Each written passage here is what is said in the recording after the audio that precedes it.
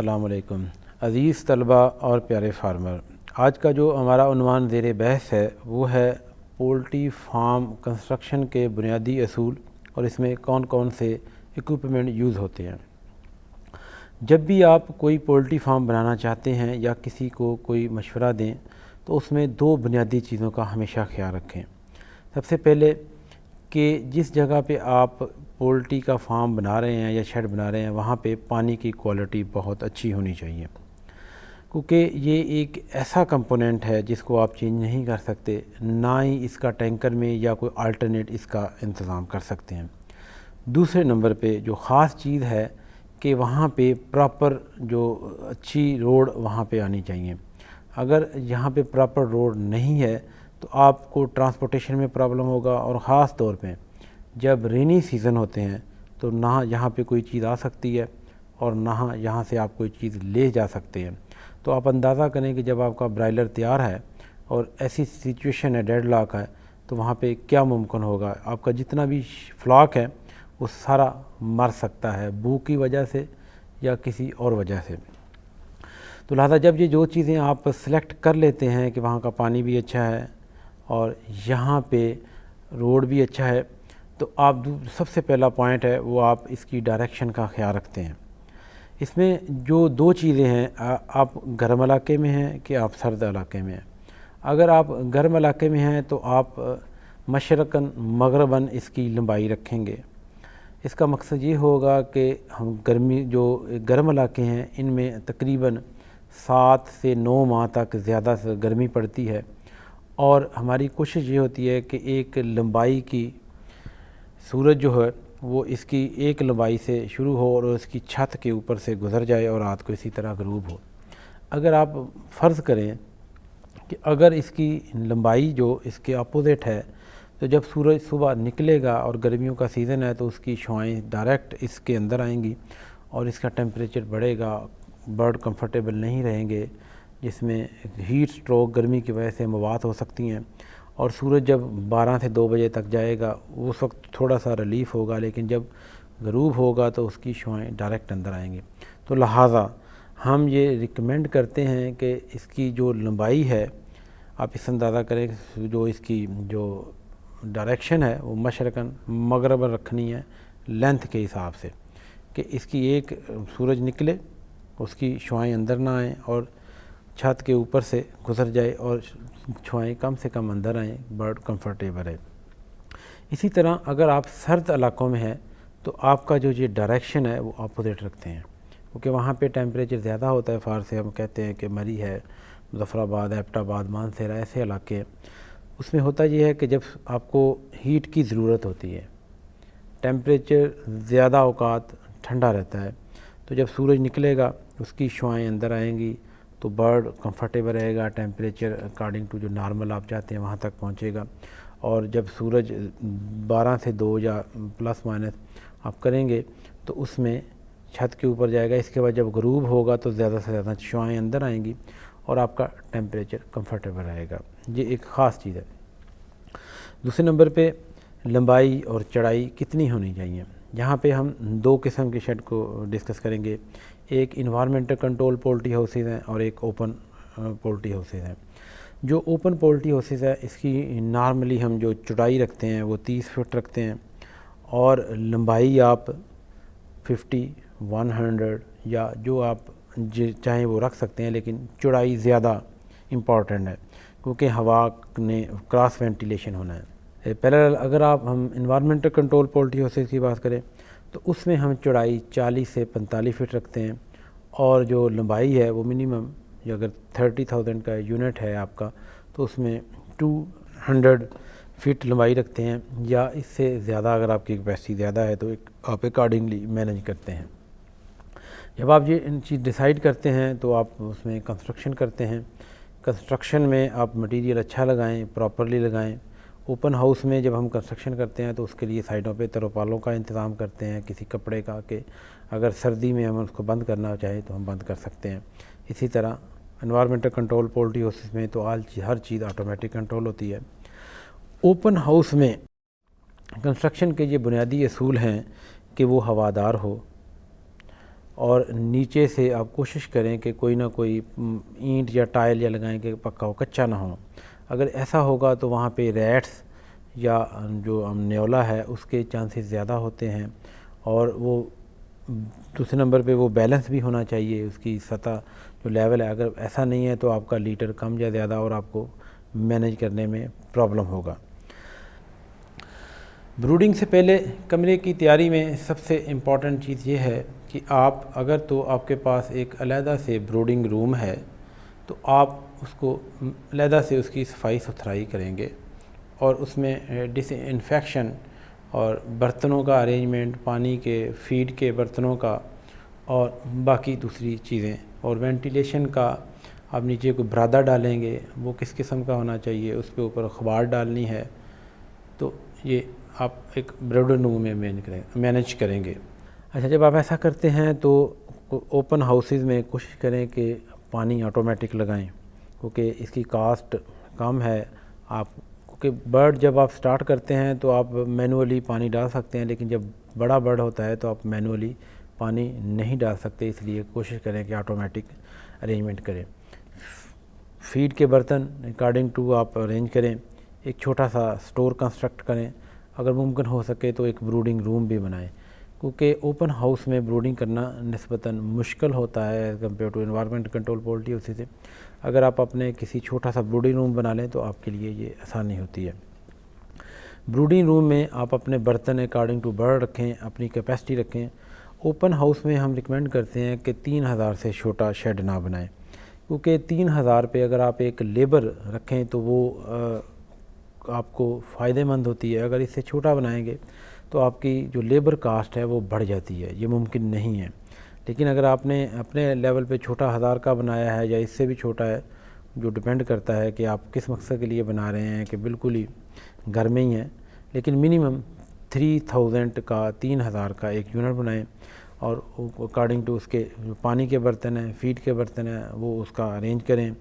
Side پہ کپڑا ترپال جس کو کہتے ہیں اس کا خاص ارینجمنٹ کریں۔ اگر ممکن ہو سکے تو دونوں سائڈوں پہ شیلف بنائیں کہ اگر بارش ہو رہی ہے تو ڈائریکٹ اس کے اندر نہ آئے، اگر دھوپ بھی ہے تو وہ بھی کم سے کم اس کے اندر آئے۔ تو اوپن ہاؤسز میں یہ بنیادی ہم چیزیں کا خیال رکھتے ہیں۔ لیکن اگر ہم انوائرمنٹ کنٹرول پولٹری ہاؤسز کی بات کریں تو وہ ایک بڑا ہی اسپیشلائز قسم کا ایک شیڈ ہے۔ اس میں آپ لمبائی چوڑائی کے علاوہ جب آپ یہ چیزیں کنسٹرکٹ کرتے ہیں تو وہاں پہ آپ کو کولنگ پیڈ ایک سائڈ پہ آپ نے انسٹال کروانے ہوتے ہیں، اور دوسری سائڈ پہ آپ نے فین، ڈیزرٹ فین یا ایکسل فین یا جو بھی آپ نے پلان کیا ہوا ہے کہ جو آپ کو فیزیبل ہیں یا آپ کے ایکسپرٹ نے آپ کو بتایا۔ انوائرمنٹ کنٹرول پولٹری ہاؤسز میں منیمم جو یونٹ ریکمینڈ کرتے ہیں وہ 30,000 کا ہے۔ لوگ اس کو اس سے چھوٹا بھی کر رہے ہیں، لیکن وہ اس کی کاسٹ، انیشیل کاسٹ بڑھ جاتی ہے۔ جب انیشیل کاسٹ بڑھتی ہے تو اس میں جو آپ کا نیکسٹ جو پروفٹ مارجن ہے وہ اس پہ بھی اس کا اثر پڑتا ہے۔ تو اس میں آپ جو انوائرمنٹ کنٹرول پولٹری ہاؤسز ہے اس کو آپ ٹوٹلی فینس کرتے ہیں۔ اس کے خاص طور پہ بایو سیکورٹی کا خیال رکھا جاتا ہے۔ گیٹ کے باہر ڈپ بنایا جاتا ہے کہ اس میں پانی ہو، کوئی گاڑی آئے یا اندر سے باہر یا باہر سے تو وہاں پہ اس میں سے ہو کے گزرے، جس میں کوئی ڈس انفیکٹنٹ ڈالا ہو جاتا ہے۔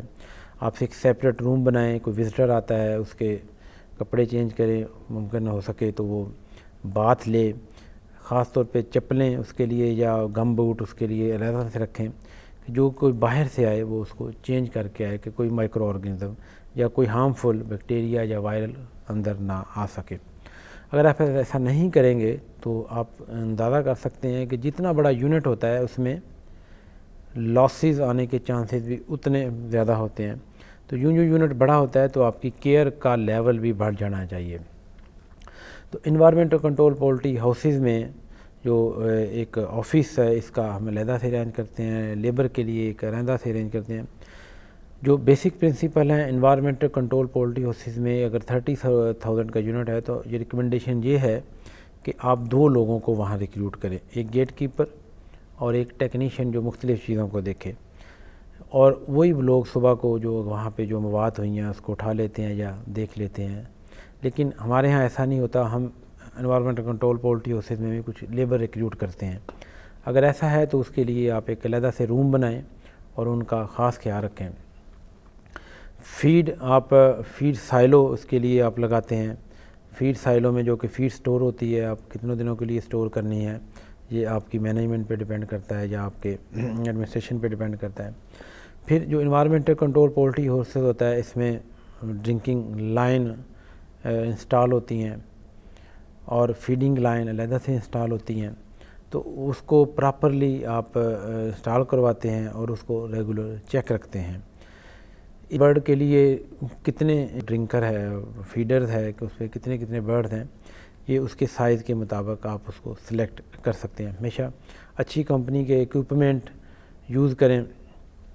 پھر اس میں مختلف سائٹسوں پہ آپ وینٹس لگی ہوتی ہیں جو کہ آپ کی ایئر کو انلیٹ کے طور پہ اس کا آپ پراپر ایڈجسٹمنٹ وہاں پہ کرائیں.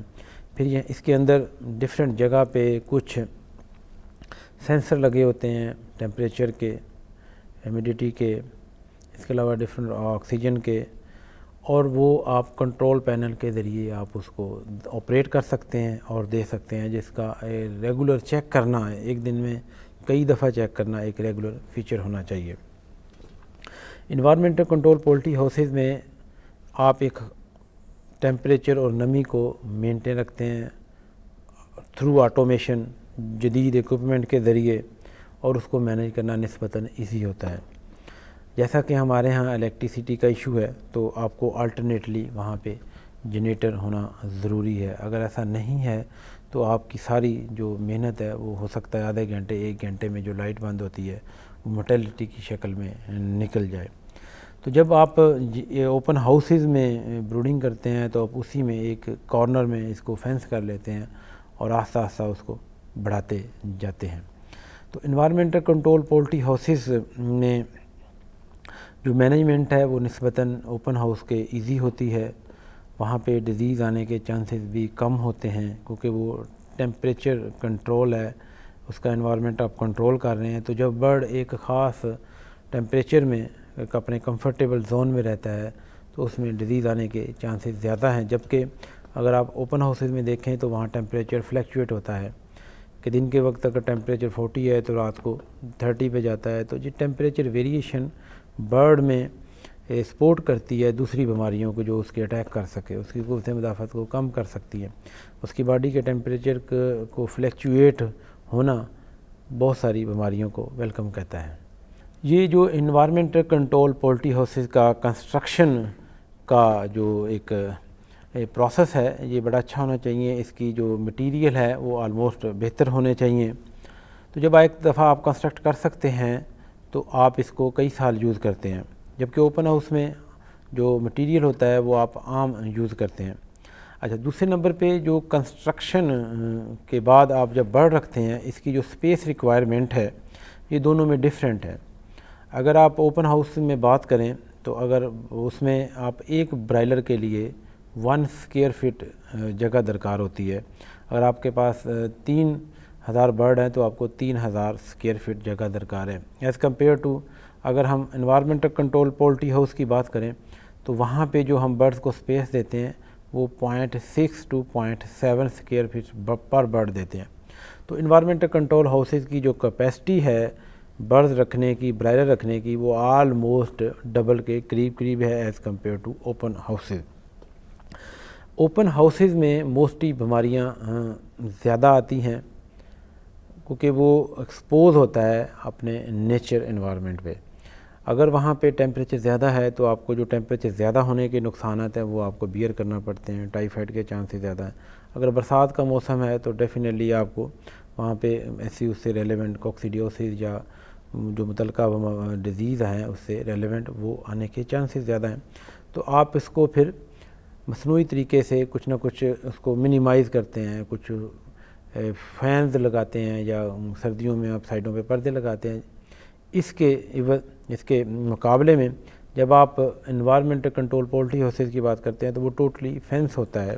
وہاں پہ ایسی سچویشن نہیں ہوتی. جو برڈ کی ریکوائرمنٹ ہے اس کے مطابق آپ ٹیمپریچر وہاں پہ اس کو دیتے ہیں، جو اس کی نمی کی ریکوائرمنٹ ہے وہ آپ اس کو وہ مہیا کرتے ہیں. تو اس میں مواد کے چانسز کم ہوتے ہیں، اور ہم یہ ریکمینڈ کرتے ہیں کہ آج کل آپ زیادہ تر جو فارمنگ کریں وہ انوائرمنٹل کنٹرول پولٹری ہاؤسز میں کریں۔ عزیز طلبہ، پولٹری فارمنگ میں آج ہم نے خاص طور پہ آپ کو بتایا کہ اس کی کنسٹرکشن کے بنیادی اصول کیا ہیں، اور اس میں کون کون سی اکوپمنٹ یوز ہوتے ہیں، اور اس کا کیا کیا آگے آپ کو اس کا فائدہ ہے، اگر آپ نہیں کرتے تو اس کا کیا کیا نقصان ہے۔